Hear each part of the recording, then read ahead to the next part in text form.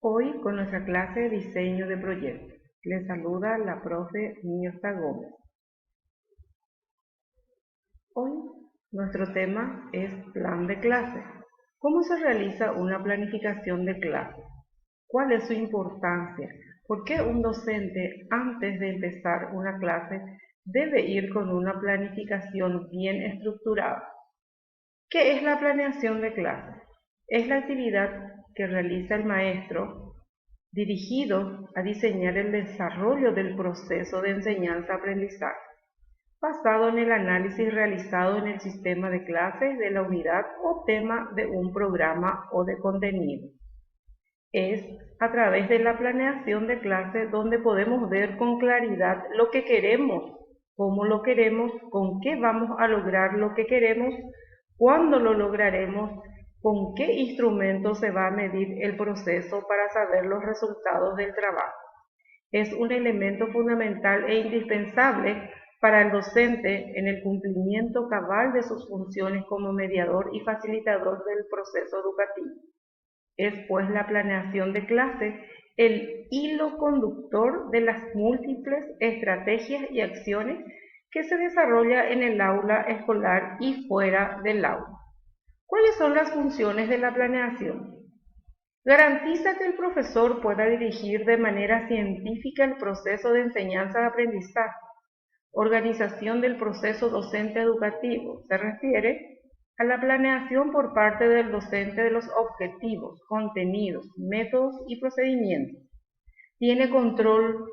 ¿Por qué? Porque le permite al profesor retroalimentarse acerca del proceso y el resultado del proceso de enseñanza-aprendizaje, en términos de qué y cómo han aprendido sus estudiantes y qué valores se han formado en él. ¿Cuáles son los componentes básicos de una planificación? Primero tenemos las capacidades, luego los objetivos de aprendizaje, los contenidos, temas, las estrategias metodológicas. Es importante tener en cuenta que en una clase se pueden pautar momentos diferentes. Uno dedicado a la presentación del tema y de la forma de trabajo. Otro momento dedicado al desarrollo de tareas por parte de los alumnos y del docente.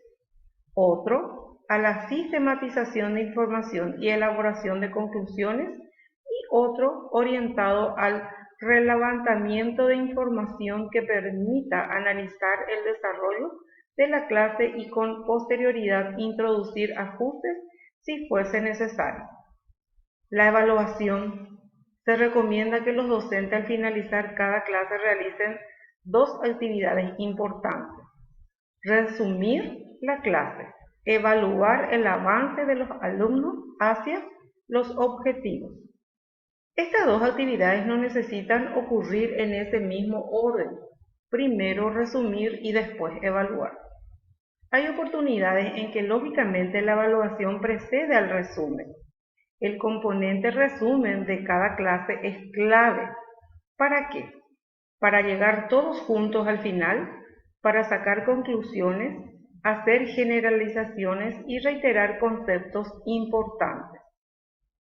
Usando preguntas, los alumnos se puede evaluar informalmente si se han alcanzado los objetivos de la clase.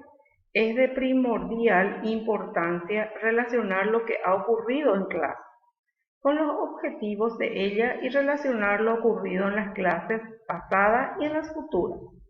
En otras palabras, el resumen refuerza a los estudiantes lo pasado, dónde están actualmente y hacia dónde irán desde acá. En general, en las planificaciones se incluyen indicadores de logro de los aprendizajes por parte de los estudiantes y también incluye variados instrumentos de evaluación que evidencien el logro de la capacidad.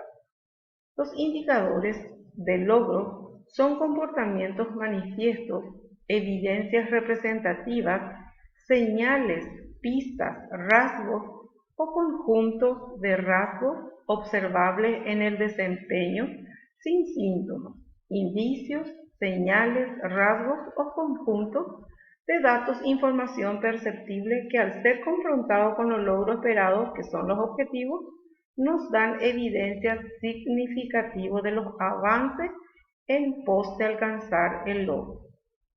Ejemplos de indicadores. Plantea aspectos resaltantes sobre el origen de la nación paraguaya. Elabora un resumen sobre el gobierno de Hernandaria. Menciona razones y consecuencias de la división de la provincia en 1617. Realiza responsablemente la tarea asignada. Estos son ejemplos de indicadores que tenemos, cómo podemos elaborarlo para poder evaluar una clase. También tenemos las evidencias de aprendizaje, que son las pruebas que determinan si un estudiante está aprendiendo. En primer lugar, un profesor debe determinar cómo puede saber que sus estudiantes están aprendiendo y cómo ir recolectando esta información durante todo el proceso de aprendizaje. Ejemplos. Tenemos como evidencia el registro de archivos, observaciones conductuales, entrevistas de competencias, muestras de trabajo del estudiante, que son los exámenes, los informes, los ensayos. También tenemos los proyectos finales, las defensas y las presentaciones orales, que también son nuestras evidencias de aprendizaje. Luego, para la planeación necesitamos de recursos, que alude a los recursos materiales con que enseñar. No es por el uso en sí del medio, sino el aprendizaje que produce en el estudiante al hacer uso del mismo. Por ejemplo, cada quien consiga los recursos que necesitará para el desarrollo de esa clase, como la pizarra, la tiza, marcadores, borradores, mapas, lápices, cartulinas, lápices de colores, hojas blancas, fotocopias, dibujos, informaciones, páginas escolares, libros, proyectores multimedia, DVD, computadora, gimnasio, campo de deportes, pelotas, laboratorio, insumos, reactivos químicos para experimentos, entre otros. Otros recursos que puedan ayudar a la enseñanza y generar aprendizaje en los estudiantes. Tenemos un ejemplo de las actividades, qué estrategia utilizar y qué recurso necesitamos para poder enseñar este tema o de repente esta actividad, como por ejemplo la lectura silenciosa, que necesitamos el análisis de casos, la resoluciones de ejercicios, dramatización, comentarios. Tenemos como estrategia lluvias de ideas, grupo de estudios, debate, demostraciones, discusiones. Como recursos tenemos cinta, diario, pizarra, computador, diapositivas, televisión, etc. El tiempo, que también es fundamental para una planeación de clase. Depende del tiempo de planificación, si es anual, es mensual, es semanal o es diario. En este caso, la planificación diaria depende de las horas pedagógicas que se dedique semanalmente a esa dimensión, esa disciplina o área. Luego, por último, tenemos la bibliografía, que son los textos que se dan apoyo teórico tanto a la planificación como al desarrollo de la propuesta. Es importante que se defina qué textos, libros son considerados básicos y cuáles son considerados complementarios. Esta información debe estar al alcance de los estudiantes. Muchas gracias una vez más, nuestra clase de diseños de proyectos.